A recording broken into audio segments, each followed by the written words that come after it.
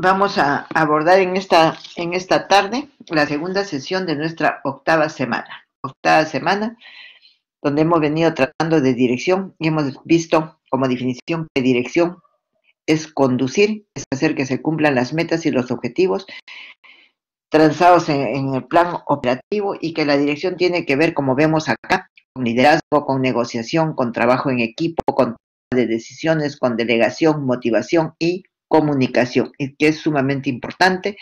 También hemos hablado de las características del gerente eficaz y hemos visto los tres niveles de gerentes, cada uno, llámese el del alto nivel con habilidades conceptuales, los otros con habilidades humanas, y el tercero, el que está cerca a los órganos de línea, con actividades técnicas principalmente, porque tiene que ver mucho con la supervisión. También hablamos el lunes sobre liderazgo y hablamos sobre negociación. El día de hoy vamos a abordar los temas de toma de decisiones, trabajo de equipo, delegación, motivación y comunicación. Y como yo les decía, todo esto es sumamente importante que conozca el gerente en cualquier organización, porque de lo contrario no puede trabajar.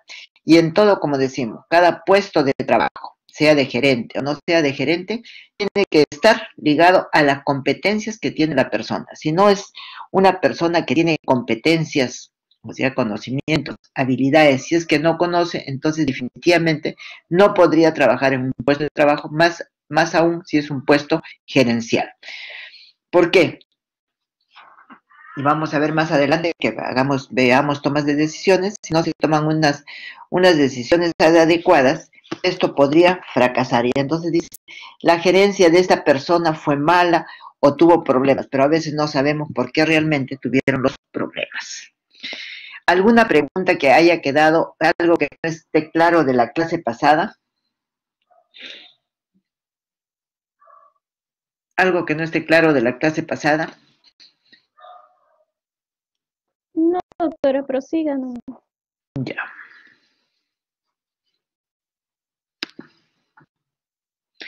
Entonces, vamos a comenzar con toma de decisiones. Cuando hicimos el seminario con el grupo de seminarios, sus compañeros tocaron algo de toma de decisiones, entre las decisiones programadas, no programadas, que están en la guía de seminarios. Entonces, vamos a abordar hoy día el tema de toma de decisiones y tendríamos que decir qué es lo más importante para el gerente y a la vez lo más complicado hacer, porque de una mala decisión muchas veces depende el futuro de una empresa. Esto dice, toma de decisiones es lo que los gerentes de todos los niveles, todas las áreas de las empresas hacen o intentan evitar.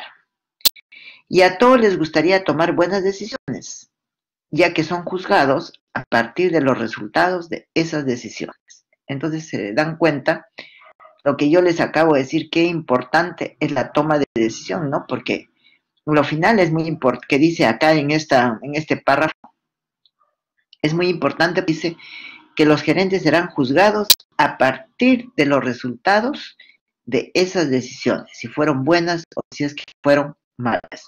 Muchas veces incluso pasan los años y dicen, bueno, esa fue una mala decisión. Creo que algo, como siempre, desde que hemos comenzado nuestro curso, nuestra asignatura, estamos tomando muchos ejemplos de lo que estamos viviendo frente a esta pandemia. Entonces lo voy a comentar, también ustedes lo habrán leído, que en el año 2010 se dio una ley en relación al oxígeno. Estamos en el 2020, han transcurrido 10 años. Esa ley fue apoyada y se dio en el gobierno del presidente Alan García por uno de los ministros de salud. En ese, bueno, perfecto, todos pensaron que fue una buena decisión. Han transcurrido 10 años y después de 10 años y encontrados en esa pandemia nos damos cuenta el error que se cometió al tomar esa ley. Lo dejo ahí, si lo han leído, si están informados, se darán cuenta qué cosa es lo que queremos decir.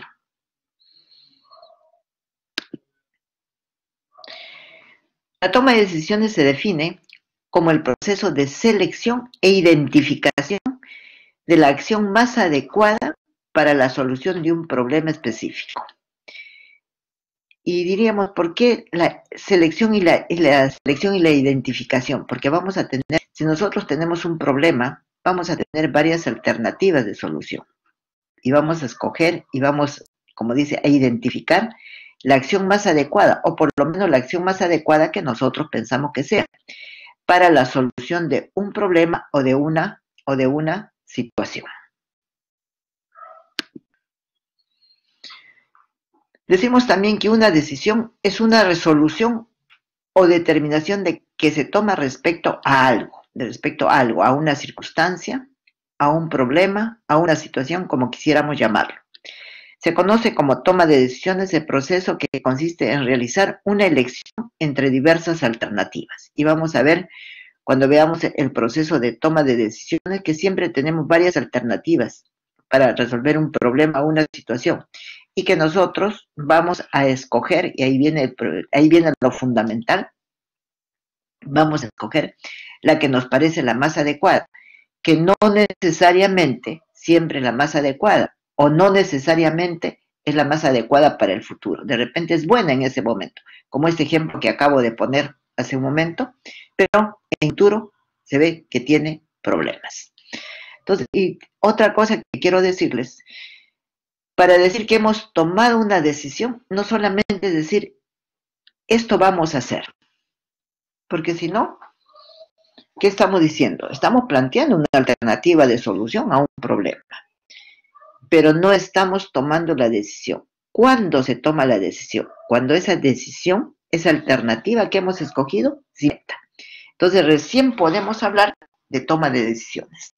Antes nos quedamos en que simplemente hemos escogido una alternativa de solución frente a un problema o a una situación dada.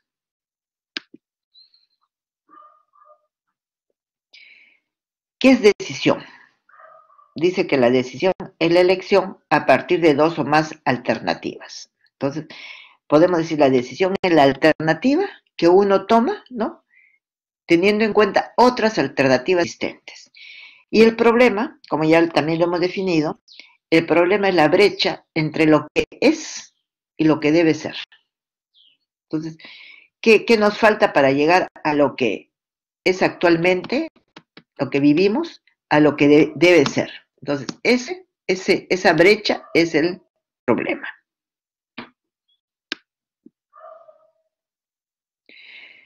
Dice que para la toma de decisiones es importante contar con información. Y creo que ya lo hemos venido diciendo también en clases anteriores, que la información es sumamente importante. Si no tenemos información, nos es difícil tomar decisiones. ¿En base a qué vamos a tomar? Pero además también creo que lo he mencionado anteriormente, esa información tiene que tener determinadas características. Y entre las determinadas características que debe tener, sea apropiada, que esté disponible en el momento que uno lo necesita. Porque muchas veces, ¿qué sucede? Hay información, pero decimos, necesito una información sobre muerte por dengue en los últimos 5 años. Sí la tenemos, pero solamente tenemos de los 2 últimos años, nos faltaría de los 3. No importa, mandamos esta información. No es una información que está disponible, no es una información que es correcta y no sería, según el ejemplo que acabo de poner, no sería una información necesaria. Estamos diciendo, necesitamos la información sobre la mortalidad por dengue en estos últimos 5 años. Y nos dicen, no, solamente tenemos de los 2, pero ya poco a poco le podemos hacer llegar de los 3 anteriores, ¿sí? Entonces, creo que ese ejemplo he graficado las características que debe tener la información para que sea válida. Debe ser apropiada, disponible, necesaria, correcta y oportuna.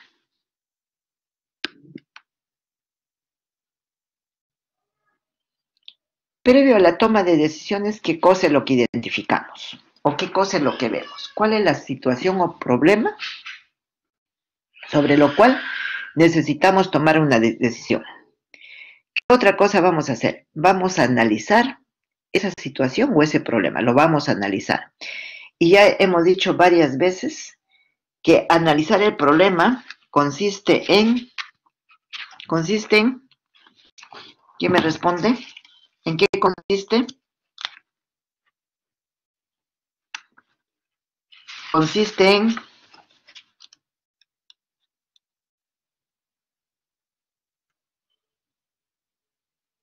dice, se analiza la situación. Cuando nosotros hablamos de analizar la situación, definitivamente, Quispe, Luz, ¿de qué estamos hablando? Quispellanos.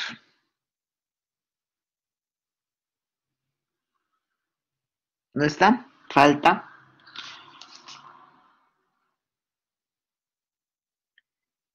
Fernández Gloria.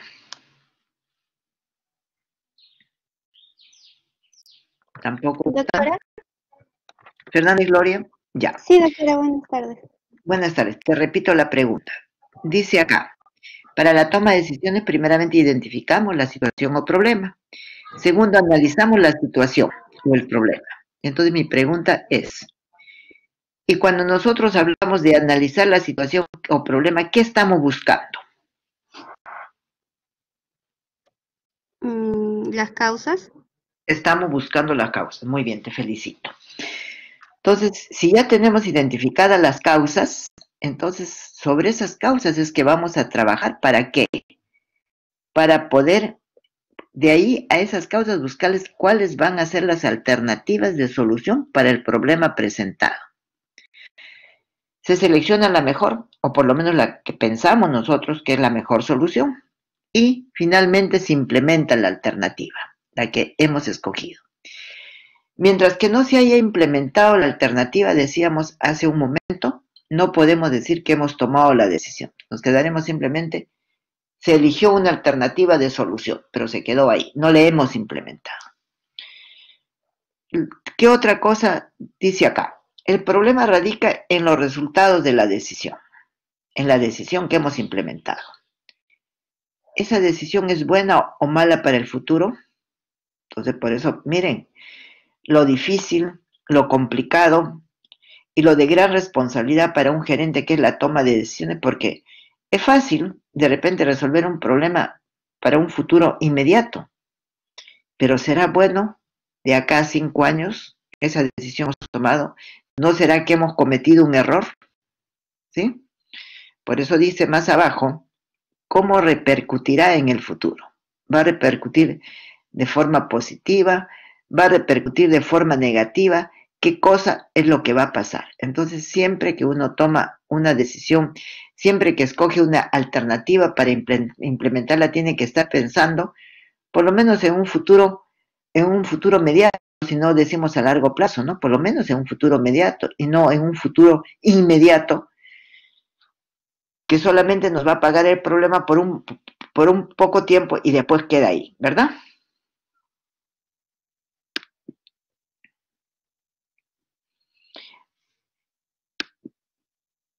Hasta acá, ¿algún problema, perdón, no problema, sino alguna pregunta, algo que no haya quedado claro? Y Drugo, ¿qué dices? No, doctora, todo en orden. Ya, gracias. Y acá tenemos un título que dice umbrales del problema. Umbrales del problema. ¿Qué cosa es lo que nosotros nos preguntamos frente a ese problema o esa situación? ¿Qué tan grande es la brecha que hay entre el estado real y el deseado? Dicho en otras palabras, ¿qué tan grave es el problema? Segunda pregunta que nos podríamos hacer. ¿Cómo afecta esta brecha o este problema nuestras posibilidades de alcanzar o superar las metas de la empresa? ¿Cómo afecta este problema superar las metas de la empresa? Podríamos decir, vamos a poner un ejemplo, si no nos hemos preocupado en los últimos 5 años de ver la cantidad y el equipamiento necesario para las camas de UCI en los diferentes hospitales. Entonces, mientras no pasó nada, ¿ok? Me preocupó. De repente se construyeron hospitales con, vamos a decir, 5 camas de UCI, pero realmente esas camas contaban con el equipamiento necesario, contaban con oxígeno empotrado, tenían el personal necesario para trabajar en esas 5 camas, ¿sí? Por eso les digo, de repente hace 4 años se terminó de construir el hospital, se equipó, se puso en marcha, pero no pasaba nada. Pero ahora sí estamos viendo los problemas que nos están generando. De ser la situación un problema, ¿qué tan difícil será su solución? Y entonces acá vendrían dos respuestas. De ser la situación de un problema, ¿qué tan difícil será su solución? ¿Y eso por qué? Porque nos hace pensar en algo. Si la solución va a ser tan difícil, ¿nos puede tomar esa decisión? O de repente no nos conviene a nosotros tomar esa decisión. La otra cosa, de ser esa situación tan difícil, tendríamos que tomar una decisión apresurada, tendríamos que buscar cualquier alternativa o tendríamos que comenzar a investigar más para tomar una mejor solución. Cuarto, ¿con qué rapidez debemos actuar para resolver el problema? Entonces nosotros decimos que nosotros identificamos el problema, buscamos las causas, para después buscar las alternativas de solución. Entonces, como que pasa el tiempo, ¿no? Y de repente no podemos responder bien a esta pregunta que dice, ¿con qué rapidez debemos actuar para resolver el problema? Y diríamos, ¿hay problemas que tenemos que resolverlos? Sí, en ese momento. Muchas veces ni siquiera nos da tiempo de pensar mucho, de comenzar a investigar las causas, ¿no? Entonces, vemos así, a grosso modo, para tomar la solución. Pero hay otras situaciones, otros problemas, que sí nos dan ese tiempo, nos quiten tomarnos algo de ese tiempo para poder identificar una mejor alternativa. Y finalmente, otra pregunta que podríamos hacernos en la toma de decisiones sería, ¿necesitamos de una oportunidad? Y entonces tendríamos que decir, ¿qué es una oportunidad? Entonces, una oportunidad es algo que se presenta, ¿no? Que nos permite no solamente resolver los problemas, sino cumplir con los objetivos y las metas de la organización. Y acá está la definición. Dice, oportunidad es la situación que se produce cuando las circunstancias le ofrecen a una organización la posibilidad de ir más allá. Y lo voy a tomar más allá del problema que se está presentando y más allá también, y en otras circunstancias, más allá de las metas y de los objetivos fijados. O sea, es la situación que se produce cuando las circunstancias le ofrecen a una organización la posibilidad de ir más allá de las metas y de los objetivos fijados. ¿Sí? Entonces, y eso, ¿por qué hablábamos de oportunidad? Que decíamos en esto, ¿necesitamos una oportunidad para resolver el problema? Y la respuesta sería, no necesariamente necesitamos una oportunidad y por eso hemos definido qué cosa es oportunidad, ¿no? No necesariamente necesitamos una oportunidad para solucionar un problema. Que una oportunidad nos puede ayudar a mejorar nuestra solución, sí, pero no necesariamente la necesitamos.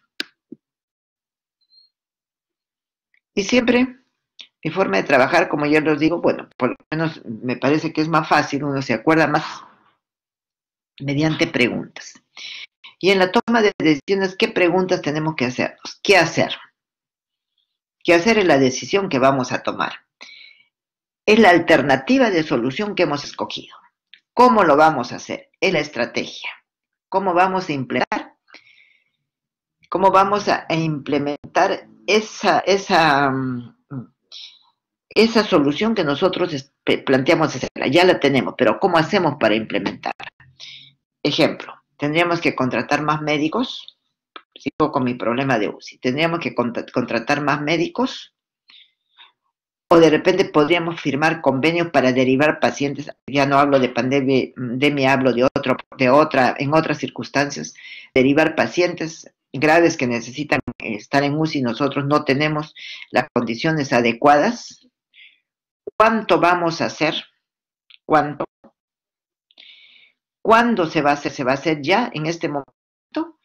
¿O tenemos que esperar al próximo año? Porque no lo hemos considerado en nuestro plan operativo, tenemos que esperar hasta el próximo año para poderle dar solución a este problema planteado. ¿Con qué? Y el con qué son los recursos. ¿Con qué lo vamos a hacer? ¿Con recursos físicos, mediante recursos físicos, mediante recursos humanos o mediante recursos financieros? Y si hemos respondido a todas estas preguntas, primeramente tenemos que encabezar con problema la situación que se plantea y la alternativa que estamos escogiendo para, si tenemos así el problema y la alternativa que hemos escogido, entonces recién podríamos decir, digamos, ¿qué esperamos? ¿Qué esperamos de todo esto? ¿Verdad? Y acá les voy a leer esto, dice, ningún administrador puede resolver todos los problemas que surjan en la actividad diaria. Es importante establecer prioridades. Ya nosotros hemos hablado y hemos visto lo que se denomina la matriz de priorización, ¿no? Que ya si ustedes se dan cuenta, ¿no? Ya estamos a la mitad de la asignatura, ya ustedes ya conocen los términos, ya conocen algo de administración. Entonces ustedes se dan cuenta que lo que decimos hay que hacer, por ejemplo, en la matriz de priorización, hay casos que uno toma ya la decisión y solamente está en la mente que va pensando, ¿no? Entonces tendríamos que decir qué prioridades tenemos que establecer. Y la otra cosa que también es muy importante en la gerencia es el delegar, el saber delegar y a quién se va a delegar, como lo vamos a ver más adelante. Entonces dice, establecer prioridades y delegar a los subordinados la responsabilidad de ocuparse de los de menos importancia. Entonces, decíamos, ese gerente, si tiene 80% de su tiempo ocupado en coordinaciones, tiene un 20% para poder pensar, para resolver estos problemas, para tomar decisiones adecuadas. Entonces, ¿qué le queda? Principalmente, le queda delegar, ¿no? Entonces, si delega, entonces ya puede tener un poco más de tranquilidad para otro tipo de problemas que él considere que son de su incumbencia, que son de su competencia y que solamente él tendría que tomar esas decisiones. Ahí también se plantean preguntas y dice, ¿es el problema fácil de resolver? Y entonces, ¿cuál sería la pregunta de un problema si es fácil de resolver? ¿Qué creen ustedes? ¿Qué piensas, Janina Sáenz?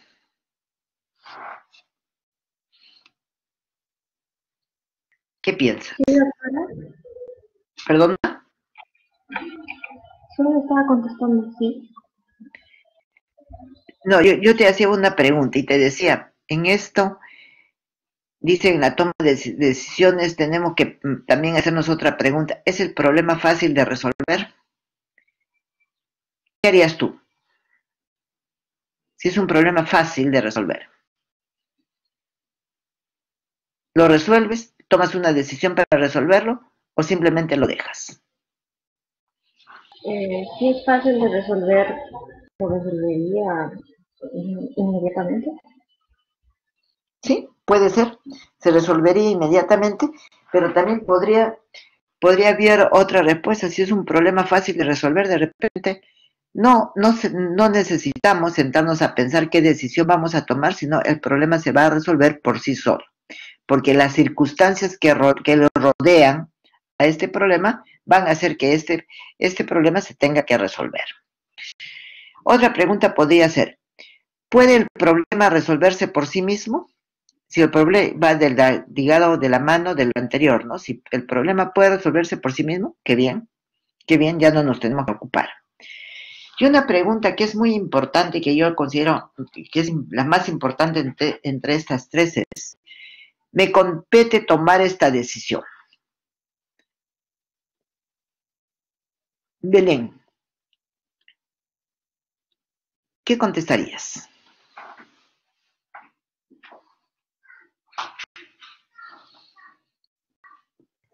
Buenas tardes, doctora. ¿Me escucha? Sí, te escucho, Belén. Dime.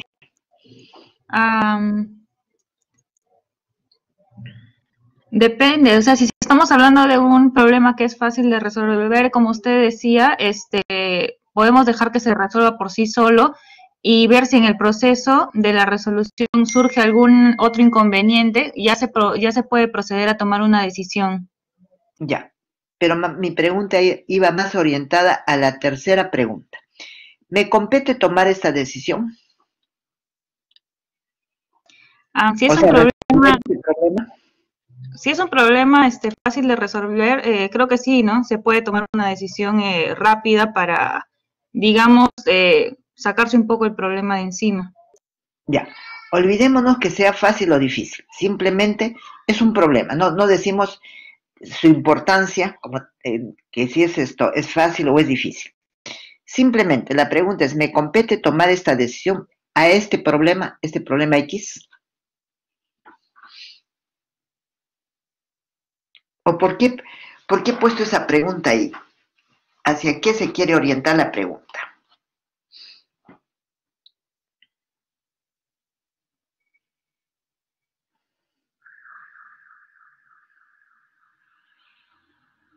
Lo que pasa es que me parece, doctora, desde el punto de vista, yo lo entiendo, de que si tú eres el administrador y tienes un problema, depende si tienes una persona a quien delegarla, esa persona puede solucionar ese problema, sin sobrecargarte tú como administrador de solucionar todos los problemas. Ya. Sí, en parte está bien. Esto va referido a algo. Hay, digamos, gerentes administradores que les gusta, digamos, hacer más de lo que realmente está dentro de sus competencias. ¿Sí? No sé, puede ser afán de hacerse más visibles, no sé qué cosa, entonces quieren tratar de resolver todo, hasta los problemas completamente fáciles y los problemas difíciles, ¿no? Entonces la pregunta va orientada a eso, por eso me compete tomar esta decisión. Entonces todo gerente para tomar una decisión primeramente tiene que ver, este problema que se está planteando, ¿es de mi competencia? Yo soy, por ejemplo, el gerente de finanzas y se plantea un problema en relación a recursos humanos. ¿Quién debe resolver el problema? El gerente de recursos humanos, ¿sí? Pero como les digo, hay personas que un poquito por tener notoriedad quieren mostrarle como que resuelven todo a la vez, ¿no? Entonces, mucho cuidado con eso. Por eso siempre la pregunta, ¿me compete tomar esta decisión? La otra cosa, yo lo he vivido, vi en una oportunidad una gerente que tomaba decisiones sobre cosas que podríamos decir domésticas, ¿no? Como el gasto de gasolina en los carros. Entonces, no puede, para eso hay que delegar, para eso hay otros niveles, pero un gerente de alto nivel no va a estar pensando en la gasolina de los carros, ¿no? O quién se lleva el carro, quién no trajo el carro en la noche. Entonces, sí, y miren, son cosas que uno los tiene que tener en cuenta. O quiero abarcar muchas cosas, o de repente bajo a cosas que son mínimas, eso hay que delegarlo, eso lo verá administración, no soy quien lo verá, un pool de choferes, pero no pues un gerente de alto nivel. Entonces, por eso les digo, es muy importante siempre que nosotros fijemos ideas en cuanto a lo que realmente nos compete, si es fácil resolver el problema también, y si es fácil muchas veces puede resolverse por sí solo, no tenemos por qué estar, digamos, dedicándonos para tratar de resolverlo. Dice, ¿cuándo uno toma las mejores decisiones? ¿Cuándo por lo menos se piensa que uno está tomando buenas decisiones? Primeramente, cuando hay tiempo para investigar. Y entonces, eso de investigar, para poder investigar, decíamos, ¿de qué necesitamos? Necesitamos de información. Esa información que nos va a permitir investigar nos va a permitir identificar causas. Consulto a alguien con experiencia, yo creo que no es malo, ni tampoco esto, ¿cómo le podría decir?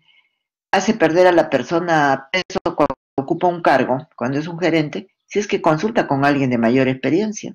Si es un gerente que recién está empezando en ese cargo, con mayor razón, ¿no? Uno puede tener errores, no sabe todo, entonces puede consultar. Por eso dice, tomo mejores decisiones cuando consulto con alguien con experiencia. Cuando no adelanto conclusiones. Elegimos la alternativa, la implementamos, la ponemos en práctica, pero todavía no podemos decir si eso va a ser positivo o va a ser negativo. Y finalmente dice que se toman mejores decisiones cuando se logra retroalimentarse de los resultados. Y eso sí es sumamente importante. Y creo que ya en varias clases ponemos esta palabrita retroalimentación, ¿no? Todo es un círculo en la administración. Da vuelta, termina, y después decimos de los resultados encontrados, nos retroalimentamos para nuevamente, si hablamos de planificación, para comenzar, digamos, a ver cuáles van a ser nuestros objetivos para el siguiente plan que hagamos, ¿sí?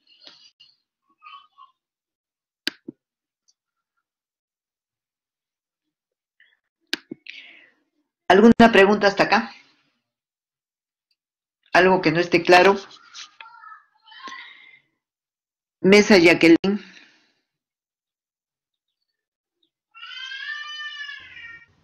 Todo claro, Mesa. doctora. Está claro, ya. Entonces podemos seguir. Acá nos hablan de la naturaleza de los problemas y de la toma de decisiones en la organización. Entonces, ¿qué tendríamos que comenzar por decir? Que los problemas van ligados a nivel jerárquico y van ligados a que sean problemas que son estructurados, o sea, que ya se conocen, ya tenemos identificados, son problemas repetitivos, o a problemas que no son estructurados, que no se conocen y que se dan de un momento a otro. Y que de esto y del nivel jerárquico depende lo que llamamos la naturaleza de la toma de decisiones, o también podemos decir los tipos de decisiones, que son programadas y no programadas. Entonces, ¿qué vemos acá? Vemos los niveles jerárquicos, dice jerarquía organizacional, vemos un nivel superior, vemos un nivel inferior.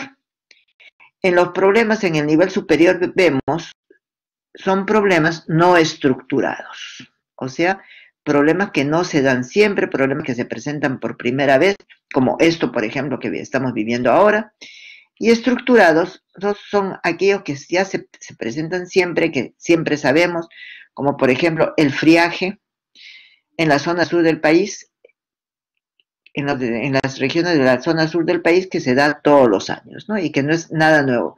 A veces se dice, no se ha hecho el plan para friaje del año 2020, vamos a poner un ejemplo, del año 2019, cuando estábamos en el 2019, pero por Dios, no debe hacerse para cada año, porque ya se sabe que el friaje tiene las mismas características todos los años, por lo menos debe haber algún, y bueno, quizá habrá que agregar algo, ¿no? Entonces tenemos nivel superior, problemas no estructurados, nivel inferior, llegan esos problemas estructurados. Los problemas no estructurados dan lugar a las decisiones no programadas. Y los problemas estructurados, que son los que siempre se dan lugar a las decisiones programadas. Creo que el grupo de seminario me entiende perfectamente lo que estoy diciendo y ahora vamos a definir cada uno de ellos. Entonces decíamos, para la toma de decisiones nos interesa el nivel jerárquico. Lo no estructurado se va a ver en el nivel superior y va a dar lugar a las decisiones no programadas. Y lo que ya está estructurado se va a ver en el nivel inferior y da lugar, y son los problemas estructurados que van a dar lugar a las decisiones programadas. Tipos de decisiones programadas son las estructuradas, son las repetitivas, son las rutinarias, son las que son conocidas. Y no programadas o no estructuradas son las que se presentan al azar. El ejemplo, esta pandemia. Eso no está estructurado, nunca se pensaba, no existía, ¿no? pongo el ejemplo, un problema estructurado, dengue, malaria, ¿no? Principalmente, entonces se da friaje, como le estaba diciendo, entonces son problemas que son repetitivos y que van a dar lugar a decisiones estructuradas o programadas o repetitivas. Vemos que dice la definición de cada una de ellas. Dice que las decisiones programadas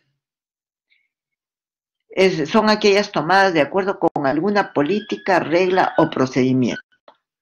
Dice, toda organización tiene políticas escritas o no escritas que simplifican la toma de decisiones en situaciones recurrentes. Y dice que esas decisiones son repetitivas y rutinarias. Ya hemos visto ejemplos.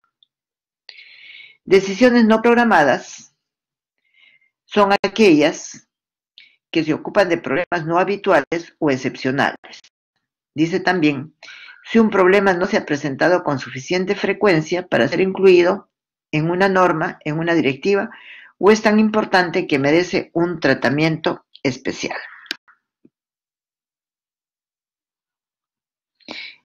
Creo que se entendió lo de los problemas estructurados, decisiones programadas, problemas no estructurados, decisiones no programadas, ¿no? Creo que eso sí está claro, lo vimos también en el seminario. Y tenemos acá lo que se denomina el control administrativo. Y dice que el control administrativo en la toma de decisiones puede ser un control que sea alto, ¿no? Que sea alto, y en el otro extremo tenemos un control administrativo que es bajo. Este control administrativo alto tiene que ver con la certeza, tiene que ver con el riesgo. Certeza es algo seguro, lo podemos hacer.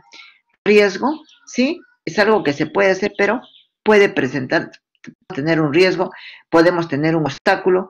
Si vamos avanzando a este control bajo, tenemos la parte de incertidumbre. Lo podemos resolver el problema, pero no solamente tenemos riesgos, sino tenemos muchas cosas que nos hacen pensar que esa decisión no va a resolver el problema. Y turbulencia, que bueno, pues vemos que no lo vamos a poder resolver. Entonces, eso es algo que sí es importante, no es relevante, pero es algo importante saber qué cosa es un control alto en una toma de decisiones y qué cosa es un control bajo. Y acá viene lo que se denomina el modelo racional de la toma de decisiones. Y este modelo racional de la toma de decisiones se define como el proceso de 4 etapas que ayuda a los administradores, dice, a seleccionar las alternativas que se les presentan y a elegir la que tenga mayores posibilidades de alcanzar el éxito. Desde luego, uno también tiene que analizar no solamente las causas, sino que también tiene que analizar las alternativas.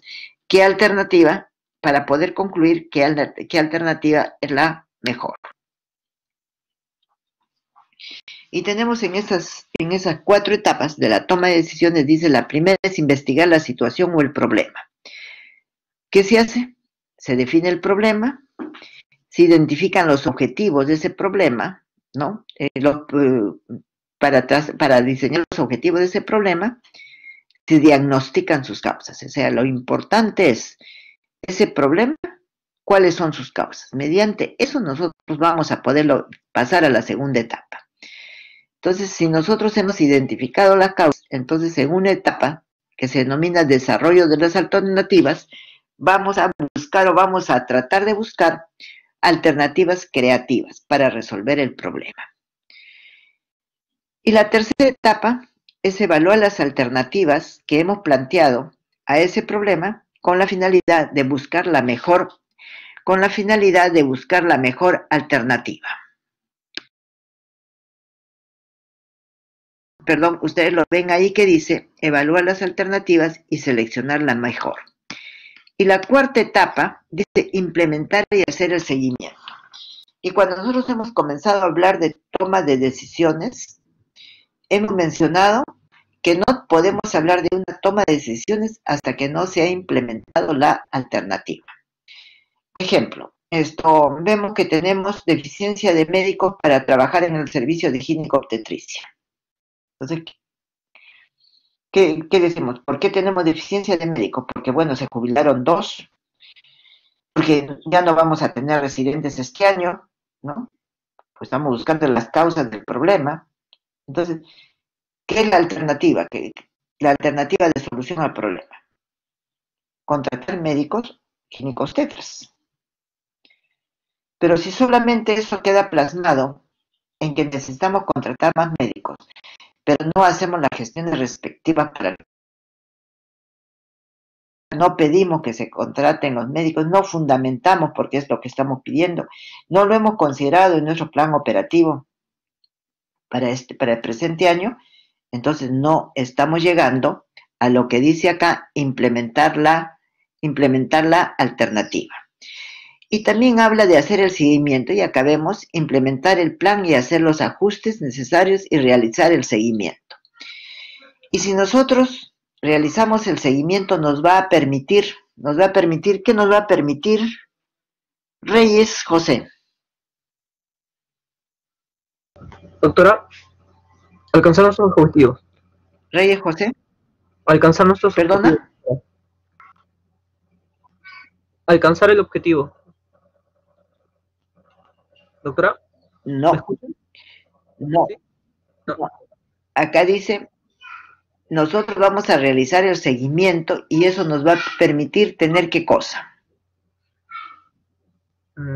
Yo creo que era alcanzar el objetivo planteado de acuerdo a esa... Bueno, te va a permitir, no sería el objetivo, no sería tomar la decisión, pero hacer el seguimiento a esa decisión tomada te va a permitir hacer ¿qué?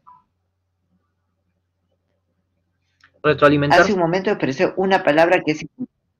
Eso es. Nos va a permitir la retroalimentación. Esa es la respuesta, José. Entonces, bueno, hemos mencionado las 4 etapas: investigar la situación, desarrollo de las alternativas, evaluar la alternativa y seleccionar la mejor, y finalmente implementar y hacer el seguimiento.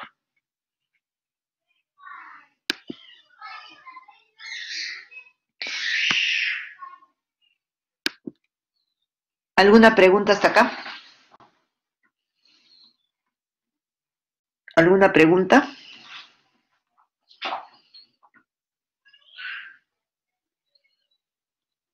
Si no hay preguntas, seguimos.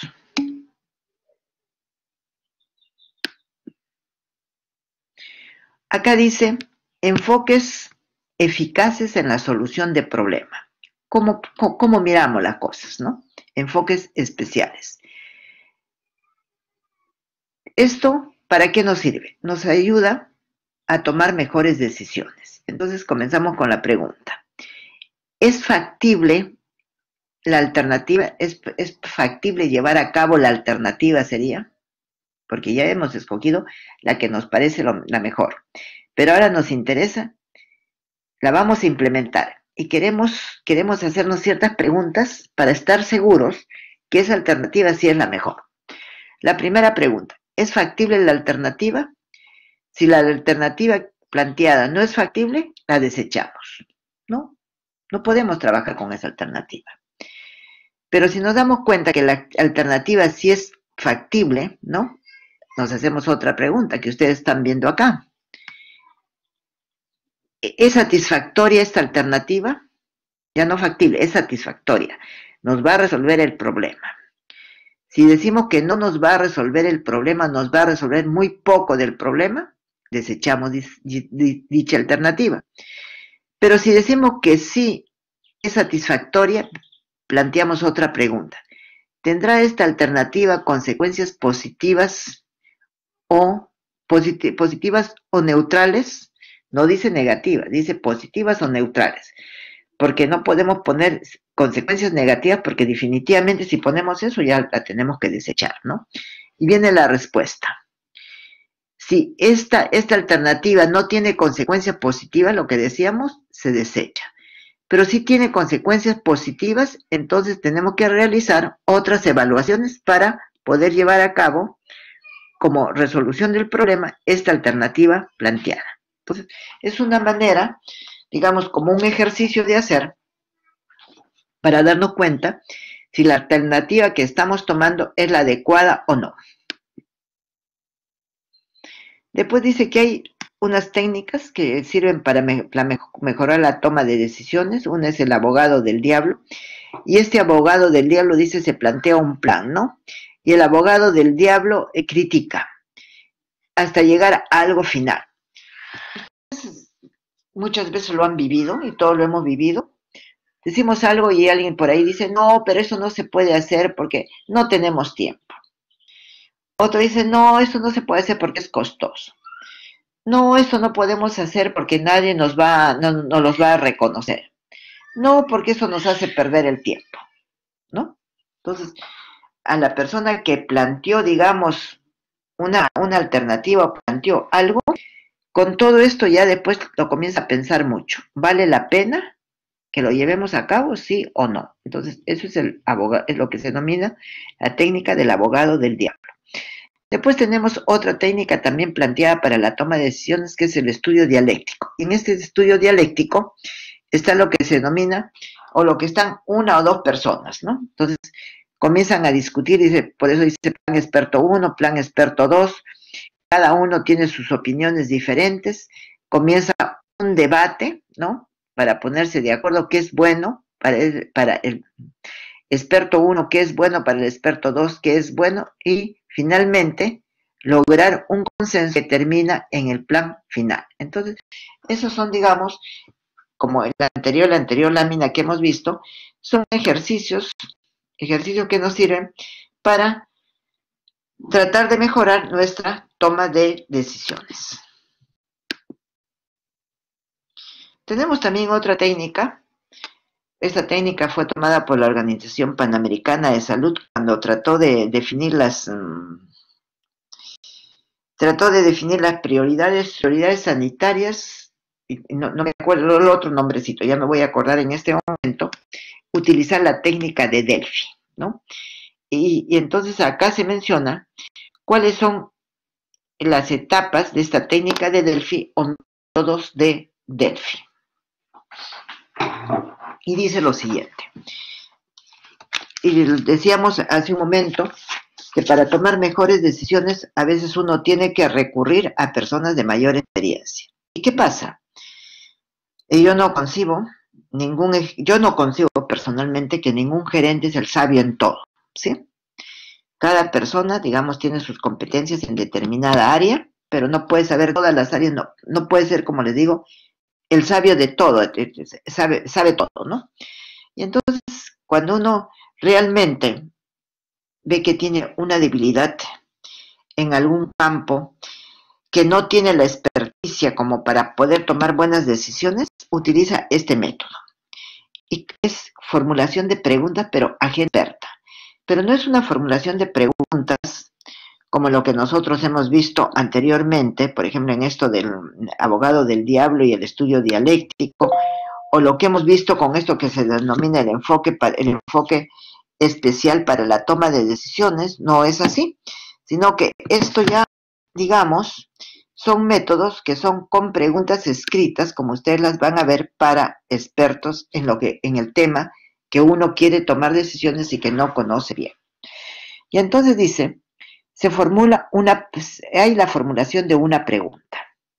Se selecciona participantes, generalmente no deben ser más de 8 o 10 participantes, y esos participantes tienen que tener la característica que son expertos en el tema. Entonces, se envía una carta, introducción y un primer cuestionario sobre el tema. Por ejemplo, vamos a preguntar sobre el tratamiento más adecuado del COVID en este momento a expertos de China que, bueno, ya han vivido este problema, ¿no? Entonces, envían, digamos, el cuestionario resuelto, uno lo comienza a analizar, y de ver ese cuestionario resuelto, nosotros vamos a tener dudas, vamos a tener problemas, vamos a tener algo que no entendemos. Entonces, ¿qué es lo que hacemos? En base a lo que no entendemos, generamos un segundo cuestionario, ¿sí? Se envía a esas personas, a este grupo de personas, regresa la respuesta y nosotros vamos a analizar ese segundo cuestionario. Pero siempre van a haber preguntas, siempre va a haber dudas. Y es por eso que ustedes dirán, ¿y por qué siempre la doctora no pregunta? ¿Está todo claro? ¿No hay preguntas? Porque siempre Yo estoy segura siempre en algo hay que preguntar, algo no queda claro, ¿no? Y entonces en esta técnica de Delphi ya nos resolvieron 2 cuestionarios, pero hay algo que todavía no está claro para nosotros. Entonces enviamos un tercer cuestionario, que es el último, ¿no? Y que nosotros lo vamos a analizar y finalmente podemos redactar el informe final, ¿no? Entonces es la técnica de Delphi que ayuda para la toma de decisiones mediante cuestionarios escritos, formulados expertos en el tema, que no deben ser más de 8 o máximo 10 personas. Entonces, un poquito resumiendo todo lo que estamos hablando de la toma de decisiones, ¿qué tenemos que hacer? Primeramente, tenemos que establecer prioridades en las decisiones, cuáles son las más importantes y las cuales tenemos que tomar soluciones. Tenemos que adquirir información relevante ¿para qué? Para buscar las causas del problema y también para buscar, digamos, qué es lo mejor para poder plantear la alternativa. Tenemos que proceder en forma metódica y cuidadosa y tener cuidado con los prejuicios. María Jesús. Sí, doctora. ¿Qué entiendes por eso?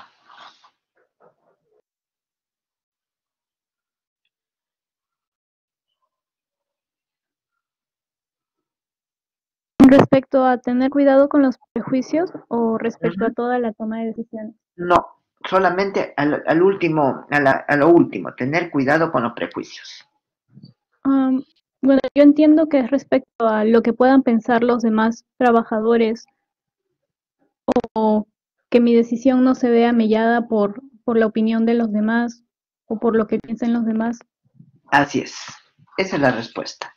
Porque ¿qué cosa es lo que sucede? Muchas veces el gerente no quiere perder su puesto, quiere conservarse en el puesto, por lo tanto, no, mejor no tomo decisiones porque Julanito va a pensar que está mal. El otro va a decir que no es lo adecuado. Y si sale mal, no, me cortan la cabeza. Entonces mejor no hago nada. Mejor no digo nada.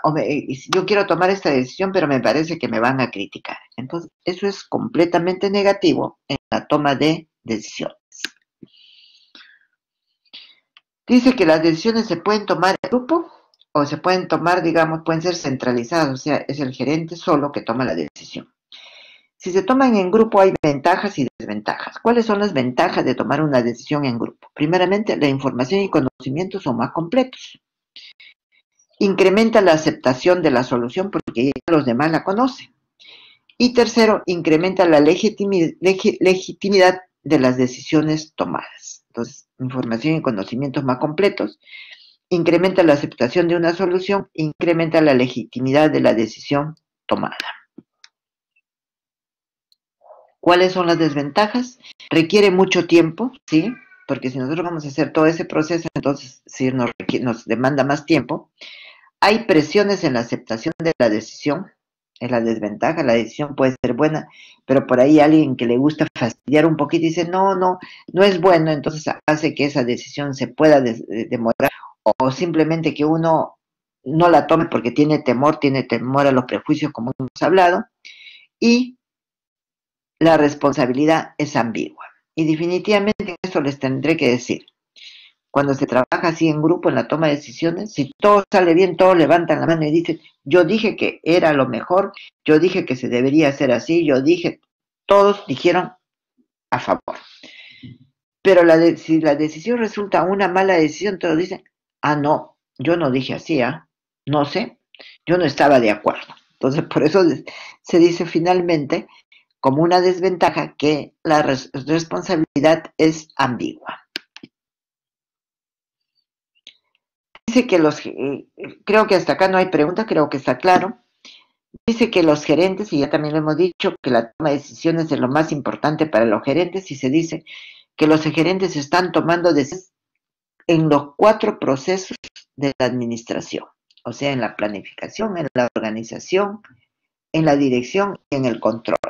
Entonces vamos a ver cuáles son esas decisiones que se van tomando en cada uno de los subprocesos, esas decisiones importantes, o acerca de qué son esas decisiones importantes que sí o sí tiene que tomar el gerente. en la planificación, cuando planifican, tienen que tomar decisiones sobre los objetivos a largo plazo de la empresa. ¿Sí? Y si estamos hablando de objetivos a un largo plazo, estamos hablando ¿de qué estamos hablando? Quispe, Luz.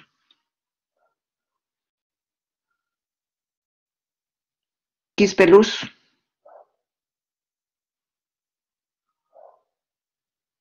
No está en la clase.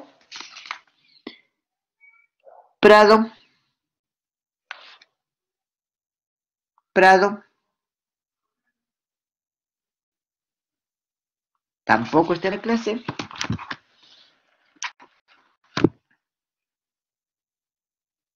Alburquerque.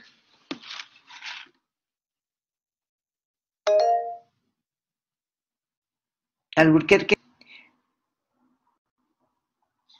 Domínguez, ¿te llamé? ¿Sí?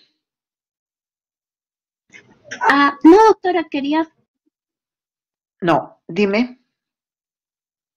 Te escucho. quería preguntar si se refería con lo de largo plazo al plan estratégico y Esa es a la lo de corto plazo al plan operativo.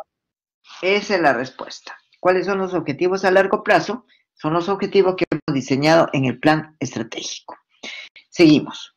¿Qué otras decisiones tiene que tomar el gerente al planificar? ¿Qué estrategias serán las mejores para lograr los objetivos? ¿Qué otra cosa? ¿Cuáles deben ser los objetivos a corto plazo de la empresa? Y ya tú lo has dicho, los objetivos a corto plazo de la empresa están especificados en el plan operativo. Y viene lo cuarto, ¿qué tan difícil deben ser los objetivos? Entonces, son sobre esos 4 puntos que los gerentes tienen que tomar decisiones cuando planifican. Luego vamos a ver qué decisiones tienen que tomar cuando organizan, en la organización. Primero, ¿cuántos empleados debo tener que me reporten directamente? O sea, sobre cuáles voy a tener autoridad. Y decíamos que un gerente tiene, para que tenga buena autoridad, para que trabaje bien, puede tener 6 a 8 personas a su cargo. La otra cosa dice, ¿qué tan centralizada debe ser la empresa? Y ya hemos hablado que es centralizada cuando la toma de decisiones está hacia arriba. ¿Cómo deben diseñarse los puestos? Entonces, sí, yo necesito contar con buen recurso humano, pero para tener ese buen recurso humano tengo que diseñar mis puestos de trabajo. Tengo que decir, digamos, qué persona necesito, con qué perfil de puesto necesito y dentro del perfil de puesto, qué competencias deben tener esas personas. Y cuarto, ¿cuándo debe implementar la empresa una estructura diferente? Y creo que la respuesta es obvia, no la voy a preguntar.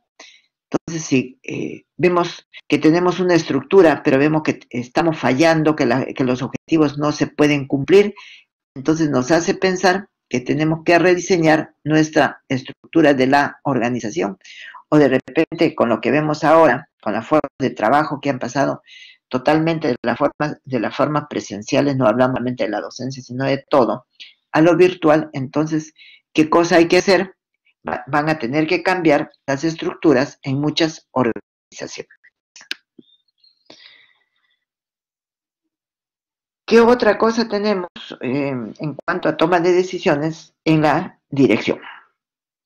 Dice que en la dirección, ¿qué hacer cuando se cuenta con empleados poco motivados? ¿Qué otra cosa? ¿Cuál es el estilo de liderazgo más efectivo en una determinada situación? Vamos a decir, el estilo de liderazgo más efectivo en una situación como esta, por ejemplo, ¿no?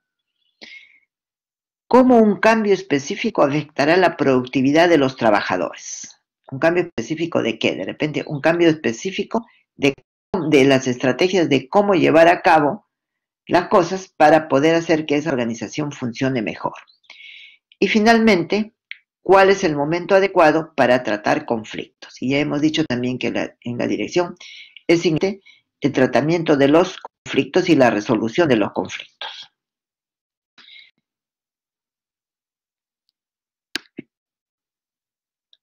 Perdón. ¿Y qué decisiones importantes tiene que tomar el gerente cuando controla? ¿Qué actividades necesita controlar? Tampoco va a controlar todo, sino qué actividades necesita controlar. ¿Qué otra cosa? ¿Cómo deben controlarse esas actividades que está pensando que debe controlar? Tercero, ¿cuándo es importante una supervisión en el desempeño de las actividades? Desde luego, cuando nota que algo está mal, ¿no? Y eso lo vamos a ver la próxima semana. Y finalmente, ¿qué tipo de sistemas de información debe tener la empresa? ¿Qué tipo de sistemas de información para qué? Para poder llevar a cabo un control adecuado. Entonces, ustedes ven cómo, digamos, en cada una de esas etapas de proceso administrativo, la planificación, la organización, la dirección y el control, digamos, son decisiones que definitivamente tienen que ser tomadas por el gerente. ¿Alguna pregunta?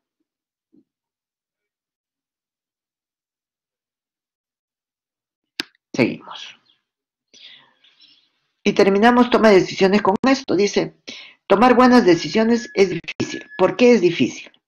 Porque las variables siempre cambian. ¿De qué variables hablamos? De las variables externas, del medio ambiente, como también de las internas. Y las partes involucradas pueden definir el éxito de distintas maneras. ¿Por qué de distintas maneras? También ya lo hemos dicho. Porque no tenemos la misma forma de ser. Porque las formas de gerenciar son diferentes. No es que una sea buena y la otra sea mala. Las dos pueden ser buenas o las dos pueden ser malas, ¿no? Y dice, las variables, tomar buenas decisiones es difícil porque las variables siempre cambian y las partes involucradas pueden definir el éxito de distintas maneras. Entonces, con eso estaríamos terminando todo lo relacionado a lo que es toma de decisiones. Y seguimos con el trabajo en equipo. Y comenzamos con esto. Henry Ford define de esta manera el trabajo en equipo, dice, reunirse es un inicio. Mantenerse juntos es un avance. Mantenerse juntos y trabajar juntos es un éxito. Y entonces, si ustedes ven esta definición, yo creo que podrán dar cuenta cuán difícil es el trabajo en equipo.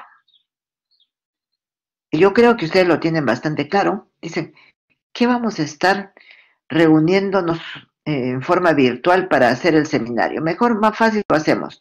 Tú haces las preguntas, tú haces el primer caso, tú haces el segundo caso. Listo, solucionado el problema, ¿no?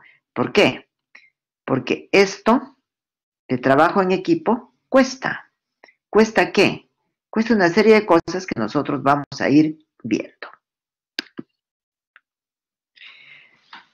Definimos el equipo, dice, conjunto de personas comprometidas e involucradas en la consecución de un objetivo común.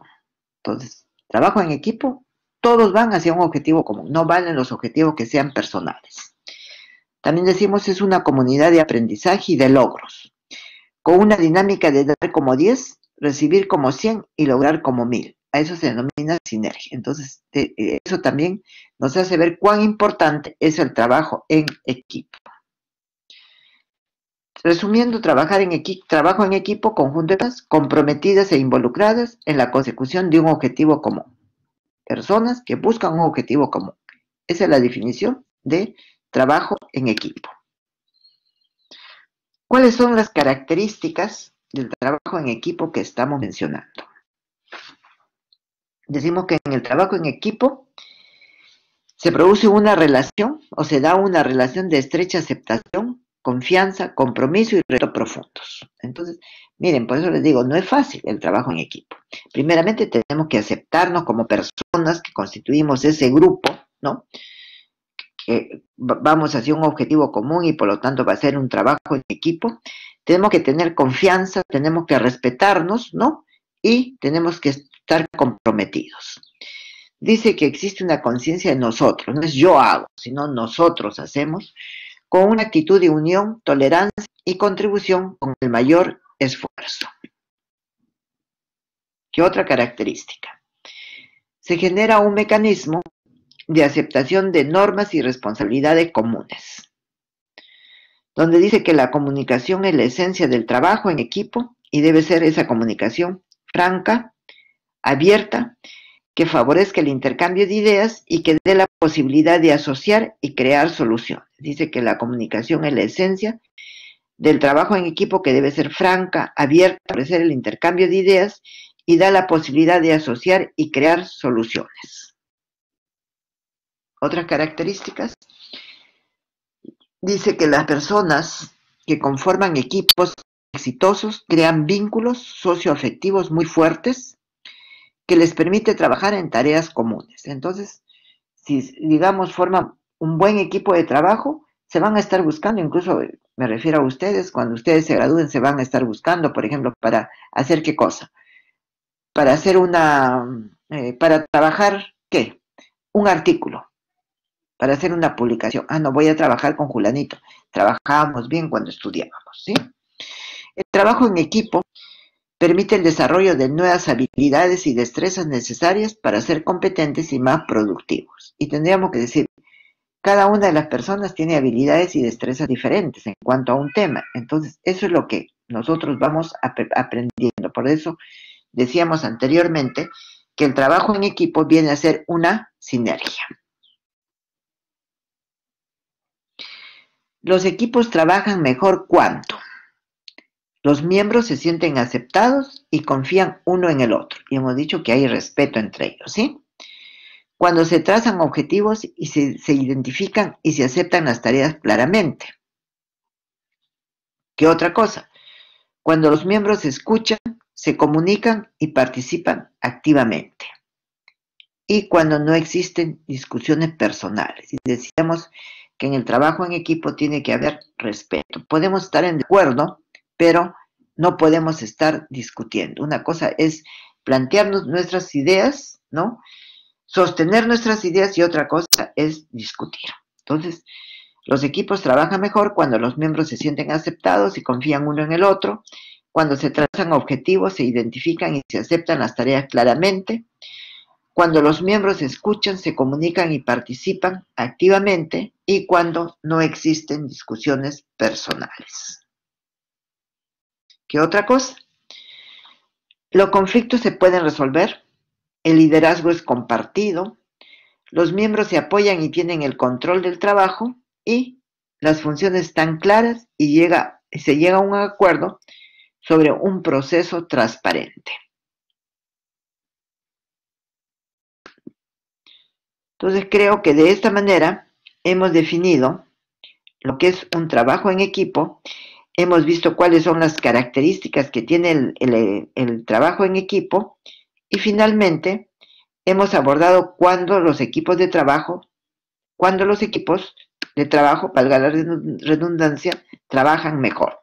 ¿Alguna pregunta? ¿Alguna pregunta sobre trabajo en equipo?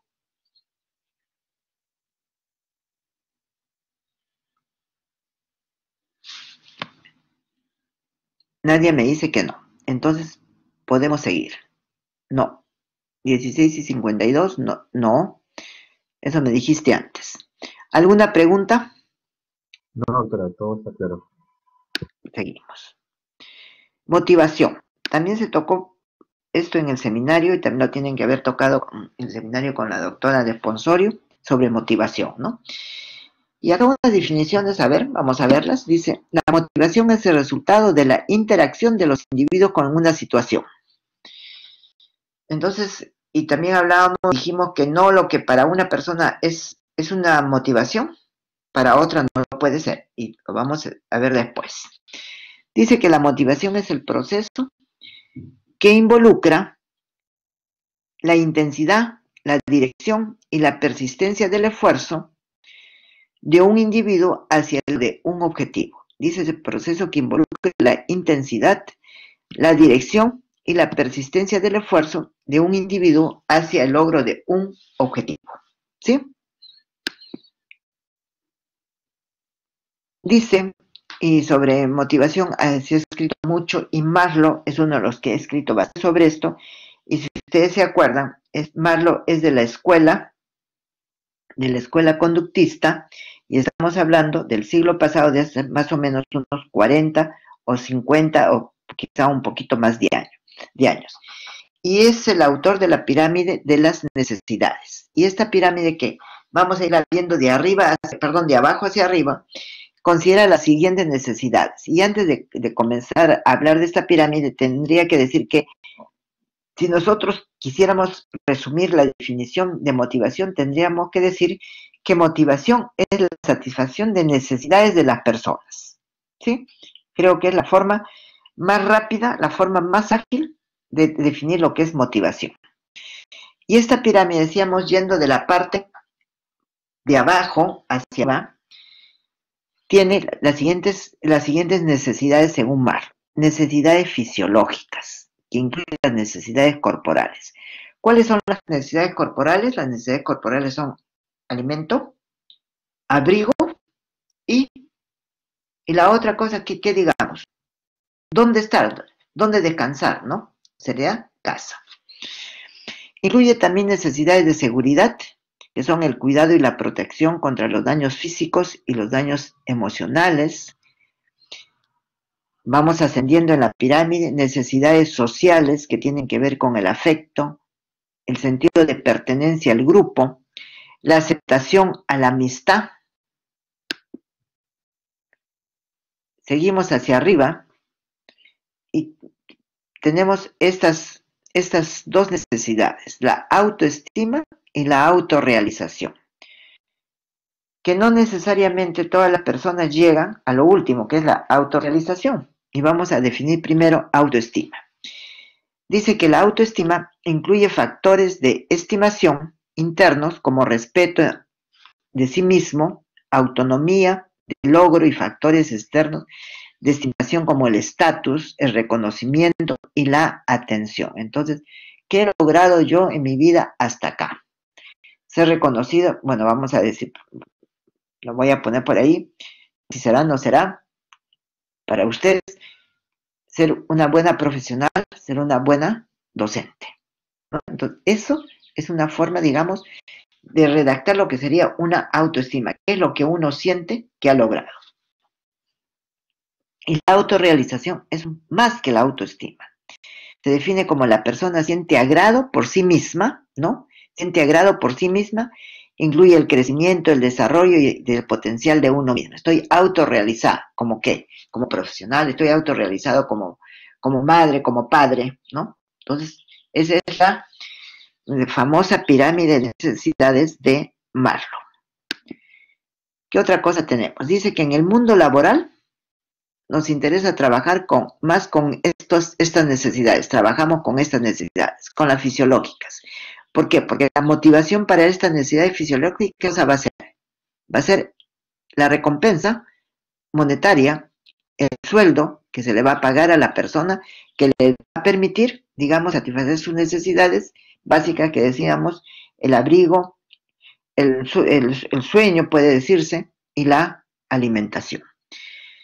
Luego tenemos unas necesidades que en el mundo laboral ya se consideran superiores, como son el afecto, ¿no? La autoestima y la autorrealización, que definitivamente están, como decíamos, arriba de la pirámide.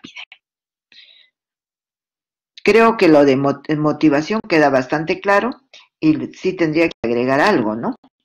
Tendría que agregar lo que vengo diciendo, que la motivación no es igual para todas las personas. Vamos a decir, vamos a hablar de nosotros, estamos trabajando en un hospital, de repente para una persona es una motivación que le aumenten el sueldo, ¿sí? Pero para otra persona no le interesa que le aumenten el sueldo. Para otra persona la motivación va a ser que le paguen una maestría en una universidad. Es un médico, quiere hacer su maestría de gerencia en servicios de salud. Y quiere que el hospital se la pague. Entonces, si le dan eso, se siente motivado. No le interesa el sueldo. Puede ser otro que quiera una pasantía. O puede ser otro que maneje esto de afecto, ¿no? Y dice, yo me siento motivado si es que me dan un cargo en el hospital. Entonces, ustedes se dan cuenta cómo, digamos, los diferentes tipos de necesidades y la motivación no es igual para todos, ¿sí? Creo que podemos avanzar. Y pasamos al término que hemos estado a veces manejándolo, lo concerniente a lo que es delegación. Dice que la delegación es el proceso por el cual un miembro de una organización transfiere o pasa una o más funciones a otro miembro. Pero ya tendríamos que decir algo que creo que lo dije. En la delegación se delega autoridad, pero no responsabilidad. Siempre la responsabilidad, por más que nosotros hayamos delegado funciones, siempre la responsabilidad recae sobre la autoridad. ¿Qué otra cosa tenemos? Dice también, podemos mencionar como delegación, empowerment, que es delegar, es facultar, y que es el proceso estratégico que busca la relación entre empresas y trabajadores, y que da poder de decisión y acción a los trabajadores. Entonces, decimos, por lo tanto, que ese poder de decisión no está centralizado, sino más bien está descentralizado, como lo que veíamos cuando hicimos la clase de organización, ¿sí? La otra cosa que decir, que no sé si está más adelante, lo vamos a ver, acá dice camino hacia la delegación. Poner atención al proceso en una delegación, desarrollar conciencia de cómo hacer las cosas. Entonces, ¿quién tiene que tener eso? La persona a la cual se le delega.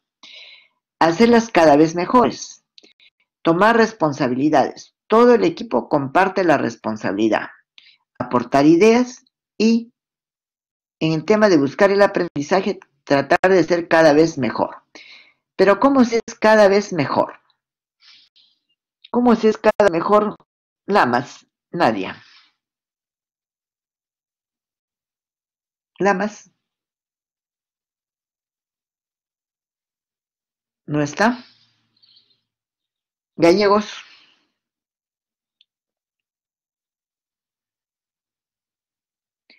Ah, Lamas estuvo, pero ahorita ya no está. Gallegos.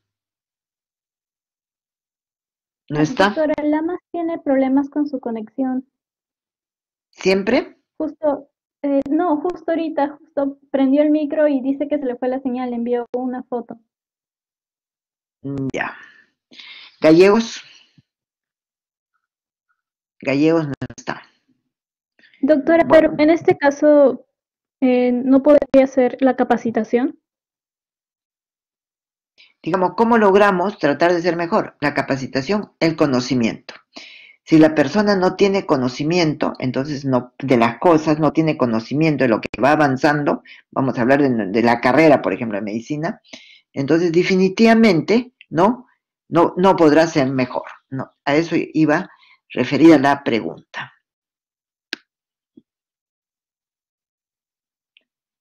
No quiero terminar esto de delegación sin decirles algo. Primeramente, para delegar, el gerente tiene que saber a quién delega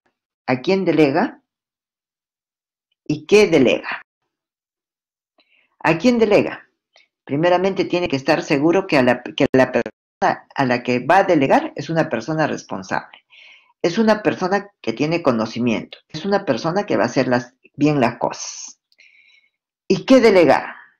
Definitivamente no va a delegar lo más importante de la empresa, ¿no? Que tiene que tener en sus manos, sino tiene que ir midiendo qué cosas puede delegar. Entonces, es algo que es sumamente importante. Uno habla de delegación. ¿Alguna pregunta? ¿Alguna pregunta? Seguimos. Tenemos otro tema, creo que con eso estamos terminando, que es comunicación. ¿Y qué se dice? Que la comunicación es la transferencia y la comprensión de significados. Dice también que si no se transmite la información y las ideas, la comunicación no se lleva a cabo.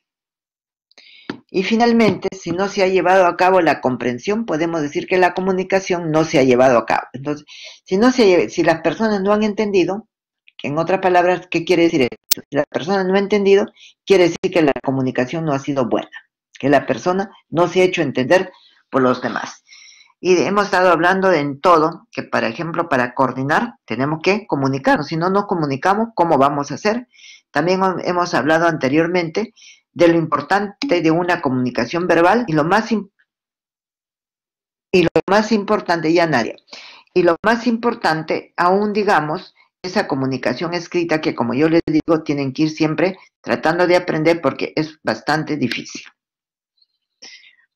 Dice que la comunicación puede ser una comunicación interpersonal entre dos o más personas, puede ser una comunicación organizacional, ya estamos hablando de toda la empresa, son todas las redes y sistemas de comunicación en la organización.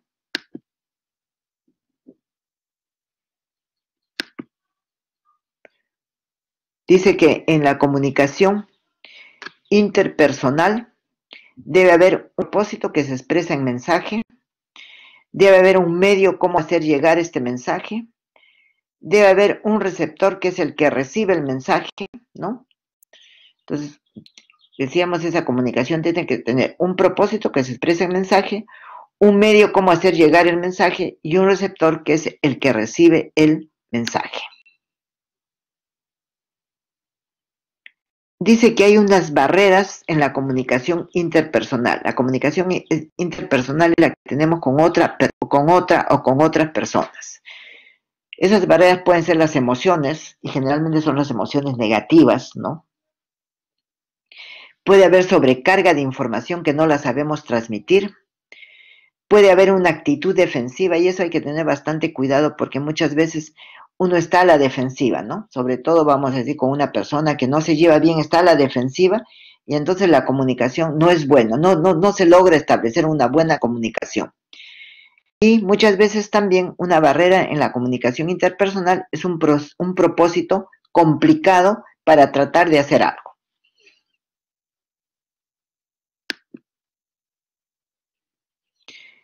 Si hablamos de la comunicación ya organizacional, que es dentro de la empresa, dice que esta comunicación organizacional puede ser de dos tipos, puede ser formal y puede ser informal.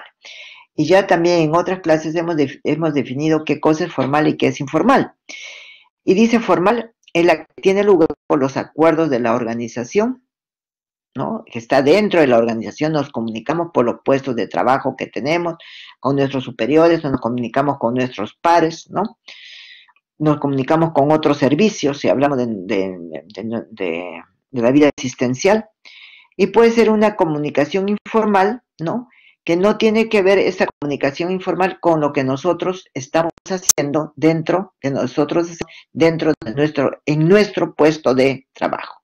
Sea una comunicación formal la que se refiere a la empresa, que tiene que ver con los puestos de trabajo, con las de organizaciones que pueden ser internas o externas de la empresa. Y la informal, que no tiene nada que ver, que no está dentro de esa estructura formal que tiene la organización, y por ende también en base a las comunicaciones. Y finalmente, dice, con esto estamos terminando la semana que nos hemos dedicado a ver su proceso de la administración, que es la dirección. Por eso dice, un buen consejo para un gerente es el siguiente. Tú solo no has logrado nada importante. La idea es que eres meramente una pieza, que eres una persona. En el mundo de hoy, construir relaciones fuertes y colaborativas es la clave para lograr cualquier cosa importante. ¿Qué nos quiere decir? Una persona sola no puede hacer todo. Tiene que buscar trabajar con otras personas. ¿Qué sería lo ideal? Trabajar en equipo, ¿sí? Y si trabajamos en equipo, podemos primeramente vencer todas las barreras que se nos puedan presentar. Y nos es mucho más fácil lograr nuestros objetivos que si trabajamos en formas aisladas. ¿Alguna pregunta?